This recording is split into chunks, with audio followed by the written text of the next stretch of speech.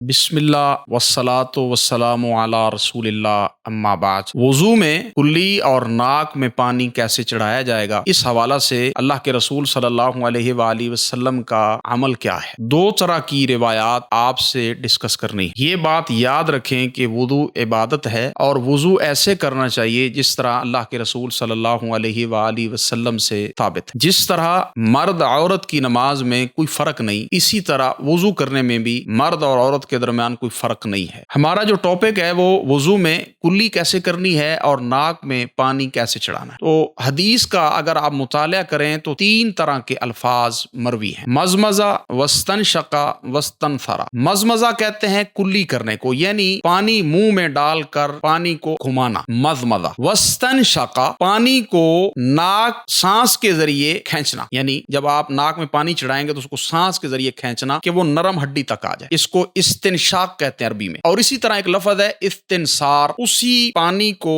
سانس کے ذریعے باہر نکال۔ یہ آپ کو پہلی دفعہ شاید، دوسری دفعہ شاید تکلیف محسوس ہو، حرج محسوس ہو، لیکن یہی طریقہ ہے۔ آپ صلی اللہ علیہ وسلم کی احادیث جو ہیں وہ یہی بتاتی ہیں کہ منہ اور ناک کی صفائی اچھے طریقے کے ساتھ ہو جائے۔ بلکہ ایک حدیث میں آپ صلی اللہ علیہ وآلہ وسلم نے فرمایا کہ ناک کے نتھنے میں شیطان رات بسر کرتا ہے تو وہ اثرات بھی اس سے زائل ہو جائیں گے۔ اب جو کلی کرنی ہے اس میں دو طرح کی احادیث، ایک روایت جو ہے وہ صحیح البخاری کے اندر ہے، وہ ہم آپ کے ساتھ شیئر کرتے ہیں۔ اللہ کے رسول صلی اللہ علیہ وآلہ وسلم نے کلی کیسے کی؟ ایک چلو پانی لیا، اس ایک چلو سے اس کو پانی کو دو حصوں میں کیا، یعنی آدھے پانی سے آپ نے کلی کی اور وہی آدھا پانی آپ نے ناک میں چڑھایا، یعنی اس کو ہم کہتے ہیں وصل، یعنی ایک ہی چلو سے آپ نے کلی اور ناک میں پانی چڑھانے کو ملا دیا۔ یہ جو عمل ہے اس کی روایات زیادہ صحیح بھی ہیں اور بہت زیادہ احادیث مروی بھی ہیں، اور علماء کہتے ہیں کہ یہ اسی کو جو ہے وہ اپنانا چاہیے کیونکہ روایات زیادہ ہے۔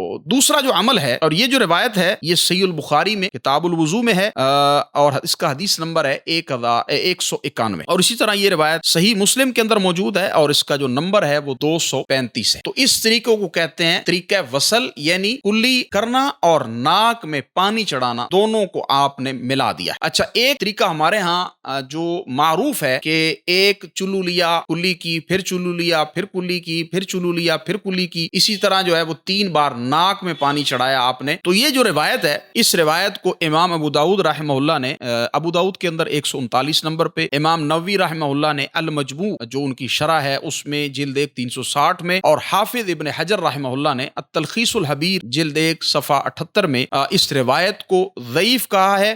امام نووی رحمہ اللہ اور امام ابن قیم رحمہ اللہ فرماتے ہیں اللہ کے رسول صلی اللہ علیہ وآلہ وسلم کے وضو کا طریقہ چلو سے آدھا پانی منہ میں ڈالیں اور آدھا ناک میں ڈالیں، جس طرح میں بیان کر چکا ہوں۔ یہ اگر آپ بحث دیکھنا چاہیں تو المجموع جو امام نووی رحمہ اللہ کی کتاب ہے جلد 1 صفحہ 397 پہ، زاد المعاد جو امام ابن قیم رحمہ اللہ کی کتاب ہے اس کی جلد 1 صفحہ 192 پہ موجود ہے۔ اچھا، کلی اور ناک میں الگ الگ پانی ڈالنے کی جو روایت ہے وہ ایک اور حدیث میں موجود ہے، وہ ہم آپ کے ساتھ شیئر کرتے ہیں۔ شقیق بن سلمہ رضی اللہ تعالیٰ عنہ سے روایت ہے کہ میں نے سیدنا علی رضی اللہ عنہ اور سیدنا عثمان رضی اللہ عنہ کو دیکھا، انہوں نے وضو کیا 3 دفعہ اعضاء کو دھوتے ہوئے، پھر دونوں نے فرمایا کہ اللہ کے رسول صلی اللہ علیہ وآلہ وسلم نے اسی طرح وضو کیا، اور شقیق بن سلمہ رضی اللہ عنہ رحمہ اللہ فرماتے ہیں کہ ان دونوں نے کلی اور ناک کے لیے الگ الگ پانی لیا۔ اس روایت کی جو سند ہے وہ بہرحال حسن درجے کی ہے۔ تو یہ روایت آپ کو ملے گی تاریخ الکبیر لابن ابی خیثمہ کی، صفحہ نمبر اس کا 588 ہے اور حدیث نمبر ہے 1410۔ تو دونوں طرح کے جو عمل ہیں اللہ کے رسول صلی اللہ علیہ وآلہ وسلم کی صحیح احادیث سے ثابت ہیں کہ آپ نے جب کلی کرنی ہے تو آپ ایک چلو لیں اور اس ایک چلو کے ذریعے آدھا پانی منہ میں ڈالیں، آدھا ناک میں ڈالیں، پھر چلو لیں، منہ میں ڈالیں، ناک میں ڈالیں، پھر چلو لیں، منہ میں ڈالیں، ناک میں پانی ڈالیں۔ تو یہ 3 مرتبہ یہ آپ، اور دوسرا جو طریقہ ہمارے ہاں معروف ہے کہ وضو کے اندر آپ نے پہلے 3 مرتبہ